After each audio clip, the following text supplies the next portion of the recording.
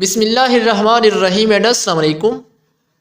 حضرت سفیان ثوری کعبہ کا طواف کر رہے تھے کہ آپ نے دیکھا کہ ایک نوجوان قدم قدم پر درود شریف کا ورد کر رہا ہے۔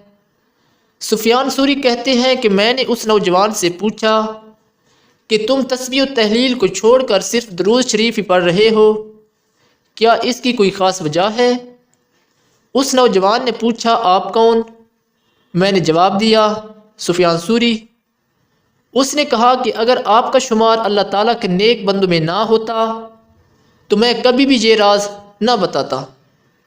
معاملہ یہ ہے کہ ایک دفعہ میں اپنے باپ کے ہمراہ حج کے ارادے سے نکلا۔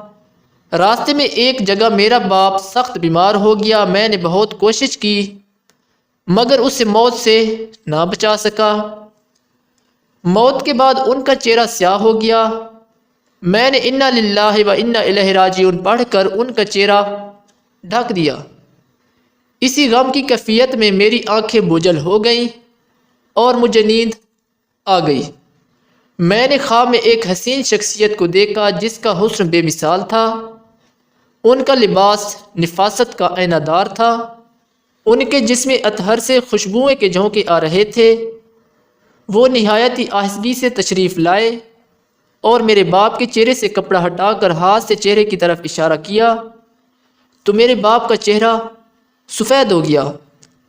جب وہ واپس تشریف لے جانے لگے تو میں نے دامن تھام کر عرض کی اللہ تعالیٰ نے آپ کے طفیل اس غریب الوطنی میں میرے باپ کی آبرو رکھ لی، آپ کون ہیں؟ انہوں نے فرمایا کیا تم مجھے نہیں جانتے؟ میں صاحب قرآن اللہ کا نبی محمد بن عبداللہ صلی اللہ علیہ وآلہ وسلم ہوں۔ تیرا باپ اگرچہ بہت گنہگار تھا مگر مجھ پر کثرت سے درود بھیجتا تھا۔ جب اس پر مصیبت نازل ہوئی تو اس نے مجھ سے مدد طلب کی اور میں ہر اس شخص کا جو مجھ پر کثرت سے درود بھیجتا ہے فریاد رس ہوں۔ جوان نے کہا اس کے بعد میری اچانک آنکھ کھل گئی۔ میں نے دیکھا کہ میرے باپ کا چہرہ سفید ہو چکا تھا۔ تو دوستو اس چھوٹے سے واقعے سے ہمیں یہ سبق ملتا ہے کہ ہمیں ہر وقت حضرت محمد صلی اللہ علیہ وآلہ وسلم پر درود بھیجتے رہنا چاہیے۔ تو دوستو اس طرح کی مزید ویڈیوز کے لیے میرے چینل کو سبسکرائب ضرور کر لیں۔ شکریہ۔ اللہ حافظ۔